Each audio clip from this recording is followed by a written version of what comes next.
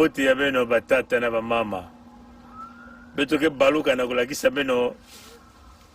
notre changement. Nous nous approchons carrément de l'hiver. Regardez l'arbre qui est derrière moi. Hein? Vous constatez, hein? Les feuilles sont encore vertes. Et il y a quelques feuilles qui commencent un peu à changer de couleur. Hein? Et nous allons nous tourner. Regardez de l'autre côté, vous allez voir des feuilles. Hein? On va tourner, on va tourner, on va tourner. Vous comprenez que les feuilles commencent à changer de couleur. Beaucoup plus de feuilles rouges. On tourne, on tourne, on tourne. Vous voyez le même arbre. Regardez comment déjà, celui-là, les feuilles ont changé. Hein? Donc, c'est la période froide. On s'approche de cette période froide-là. Voilà, donc, comme vous le constatez, c'est le même arbre qui est là. Là, les feuilles ont déjà changé de couleur. Par terre, vous allez constater, les feuilles sont tombées. C'est devenu rouge. Et là, nous tournons, nous tournons, nous tournons, nous tournons, nous tournons. Vous allez voir le même arbre qui est là, mais les feuilles sont encore vertes. Voilà, donc c'est une façon de dire que c'est le même type d'arbre, hein, le même type d'arbre, mais un arbre, l'autre arbre est plus avancé à se décomposer pendant la période hivernale. Hein. Et donc, ce sont des arbres qui vont se régénérer. C'est comme nous, hein, chers amis. Hein. Il y a deux types de Congolais, hein, chers amis. Les Congolais qui sont résistants, hein, comme cet arbre-là, vous voyez derrière moi, cet arbre-là, qui résiste encore, qui continue à garder sa chlorophylle sur les feuilles sont encore vertes. Pendant ce temps, il y a les Congolais, ceux-là que nous appelons les Congolais médiocres, hein, les Congolais qui sont faciles à se désintégrer, hein? C'est-à-dire que quand une période arrive, ces Congolais se décomposent, ces Congolais changent de figure. Voilà, c'est cela. Hein? Donc, c'est deux types de Congolais. Des Congolais résistants, des Congolais robustes, comme cet arbre, vous voyez, chers amis, comme cet arbre derrière moi. Nous avancions vers la période hivernale. Cet arbre résiste encore. Hein, donc on peut simplement dire que cet arbre, c'est Congo-Ditadi. Congo-Ditadi. C'est cet arbre-là qui résiste à la même période. Et quand nous sommes en train de tourner, le même arbre, mais les feuilles commencent à tomber. Les feuilles sont déjà devenues rouges, comme vous le voyez par terre. Les feuilles sont devenues rouges. Ce sont des Congolais minces d'esprit, hein, qui pensent que pendant cette période aussi difficile que Sassou est la solution, c'est ces Congolais escrocs-là qui veulent aller protéger, soi-disant amnistier le criminel Sassou Nguesso. Ce sont ces Congolais-là, hein, qui sont comme cet arbre-là, hein, qui changent des stratagèmes tout le temps, hein, pour nous endormir, pour nous berner. C'est cela la vérité, chers amis. Vous allez voir, c'est ça qui est la vérité. Donc, le peuple congolais, on vous le dit, hein, Congo, hein, hein, inti ya kele inti mosi na inti na kena manima ina makasa ketete ya couleur ya vert, hein, ya couleur ya sakasaka benmo kutala inti yai kele inti mosi ya kele ba inti faso mosi mais yandi yai makasa me changer déjà couleur ya mekuma ya mbwaki ya mekena kubwa mais inti inen makasa ketete ya couleur ya sakasaka makasa ketete la zulu yai kena kulakisa bana ya Congo ina ya kukuba mutindu ditadi bana ya Congo ina kele Congo ditadi ni yake na kulakisa beto kele na ntangu mosi me yandi yai makasa mekukuma deja ya mbwaki ya kele mutindu bana ya Congo kena kati ya mpasi Congo kena kufua Congo kena kubebana me bau kele na ntangu yai kaka bake na manima ya ngadia mpemba mutantu mukuyo bake kubwa mutindu makasa ya inti yai kena kubwa na ntoto ya binga kutala babake kubwa bau nyonso me yandi yai kia kukuba yai makasa na kubwa yake kudure tete avant makasa kubwa donc ntangu ina ngadia mpemba mutantu mukuyo ke kubwa ni kuna mpe bau bake kutelama namba tata na mama donc benozaba namba tata na mama benozaba tingadia mpemba mutantu mukuyo yandi mosi na mayindo yandi meku kabula deja Congo yandi mosi kia kukabula deja Congo yina beno kuzaba yao yina nikena kutula nyonso na inzoe na kuna na zulu ya maza na bwale ya yandi yavanda ba bank yavanda port ya nene aéroport ya nene radio ya nene bami kutula kuna l'hôpital bami kutula kuna bima nyonso beno kuzaba yani kina kutula ya kaka na sika ya yandi yani kina kutula yao kuna yani kina kutunga yao na bimvwama na bimvwama yina kina kukatuka na suda na mbanda ya suda ya Kongo beno kutoma kuwa batata na mama nkadi ya mpemba kina kutunga bwale ya yandi mwana ya mumboshi nkadi ya mpemba ni nani ni mwana ya mumboshi ina bake boklaka Sassou Denis yani kina kuyiba bimvwama yani kina kuyiba bima nyonso kele na beno kuna na suda ya Kongo yani kina kutunga ni bwale ya yandi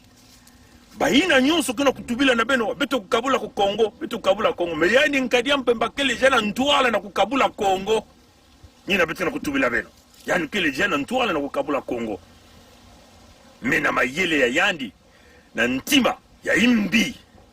ya makundu ya mwana ya mumboshi ina bake bokela Sassou Nguesso yiki yani kena kusala tete yani kubaka bimvwama nyonso tu si yani manisa ve au na po yani na kukabula tete Kongo ve lere yani kumanisa bimvwama nyonso kena isi ya mtoto na suda ya Kongo batadi ya ntalu ya wolo yina nkwalulendo nzambia mpongo kuza kutula na isi ya mtoto kuna na suda ya Kongo ntangu yanke manisa kubaka nyonso tu losilo po lerenge sala yao losilo po yanme kukuma pene na kukabula Kongo pene kana kutala ya zole keleti na ntima ya yandi ya imbi yani kana kubaka bantoto nyonso tu ya suda yani kana kutula bahino bashinwa kila kubebisa yao donc anke kubebisa bantoto na bimvoma yanke manisa kubaka yanke kubebisa bamfinda mutindu bashinwa kana kubebisa bamfinda kuna nyonso na lepulu na kati ya la bwenza benmeta la video ya Kingwea ha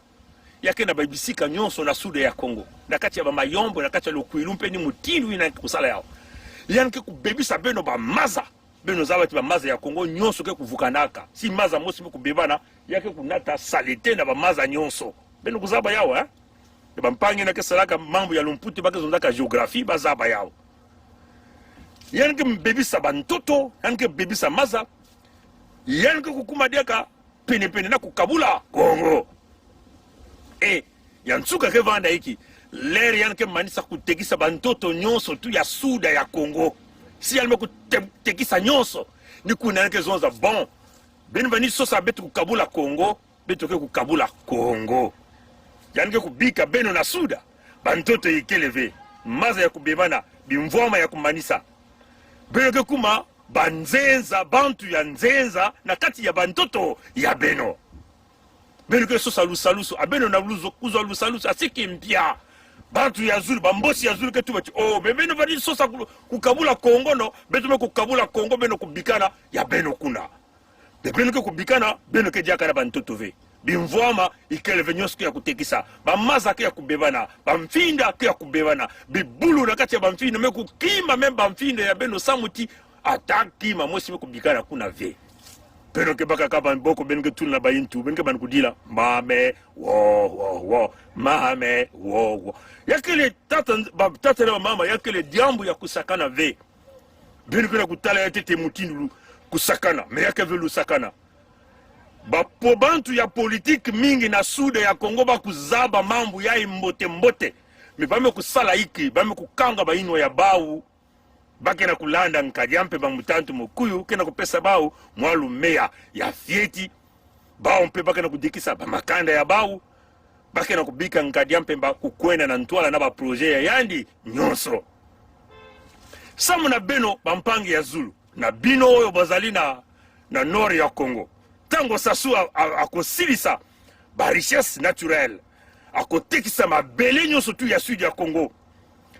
appuyer ba minere nyonso tu ya sud ya Kongo ye akomi moroi nzambe na bino lokola bobengaka ye nzambe na bino akozala toujours nzambe na bino oyo ekozala nini capitale na bino na nord ya Kongo mais akotracer ba frontière donc yo ozali mukuyu mumbeti yo na okoma na oyo ekozala boye yo na okoma na oyo ekozala boye ekozala bokozala na ba laisser passer kuna ozoko betela diable maboko wana ekozala résultat. Donc baninga oyo bazoloba makambo ya sisi ya Congo mais Sassou ye moko asali scission soki ba nomination nyonso ezali ya ye militairement azali plus armé na nord ya Congo. Les armes de guerre minuki azosomba azotiangoka na ekolo na ye ba nomination azali kaka o asi akaboli Congo. Donc ba Robert Boitipangu bazali en retard. Ba Modeste Bukadia o ba banaki makambo yo ba yebi makambo yo bien mais ba changer direction. Ba Modeste Bukadia ba komi ko négocier lisusu na Sassou auto pesi ye liboko totani ye liboko mais Modeste Bukadia a yebi circuit ya Sassou oyo bien soki azali tata ya conscient assuré afani na salon na ye ayoki pongi azoloba aloba ti mwana oyo azali na mpevi ya longo mpevi ya longo batata na bamama betokele ve mulongi ni munkengi ni tata pasteur betukena kutala mambo ya Congo mutindu yai na disu yina benokele na disu ya kutala ve benokena kutala mambo nyoso kena kusalama. Attention pila mosi keba kuvanda ve mutindu inti yai mekuma mbwaki na ntango mosi mevanda mutindu inti ina kena manima ine yake ba inti faso mosi me yandi yai mekulanda mekubwana na mbangu fo kuvanda ine kena manima ine na kukuma tatama na kuvanda kokoko kongodi tadi kilemba nzau matondo na ngwiri wambote bika nzambi ya lulendo kutwadisa bana ya Congo bakuviluka bakuzabati yai nintangu mutindu bana ya nkai mekulakisa bidimbu bunene ya bau Congo nyonso lenda kusala yao salusu kuna kiyenge ya bana ya Suda ya kele nzila ya mpulusu na kusalisa Congo na samu na bana ya Zulu ya Maza ina kena kukanisa ti kiyenge ya bana ya Suda ke kunata kukabule ya Congo beno kele na nzila ya imbi samu tinkaja mpemba ke kubaka meno mutindu beno kezi jaba mputu ya yandi be ina ke vana yanke kutula mpaku na bandilu ntangu ina yanke kukabula Congo ina kapitali ya Congo Nord ke vana ni Oyo beno na kukota na kapitali na beno fo beno vana na mpaku yake kuma mutindu kuna na Afrique du Sud na ntangu ya apartheid ngena kukota na bavili ya nene ifonge vana na mpaku ni kuna mpe ngadia mpemba ke salila beno kukota na Oyo fonge lakisa mpaku yange beto kele kaka bana ya tata nzambi ina kena kulakisa mambo ya Congo. Génération ya beto yai ben mani kutala ve yao génération yai vandaka ve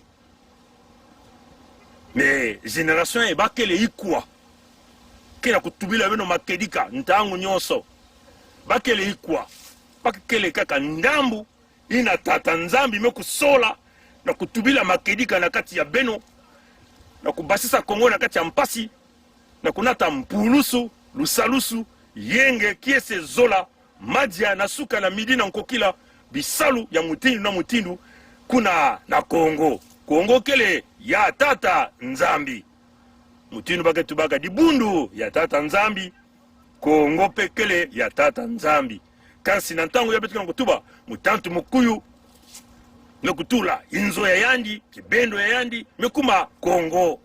nikuna nzambi mekutsola bantu ya yandi ina ke kunata lusalusu na kati ya Congo bakeleve mingi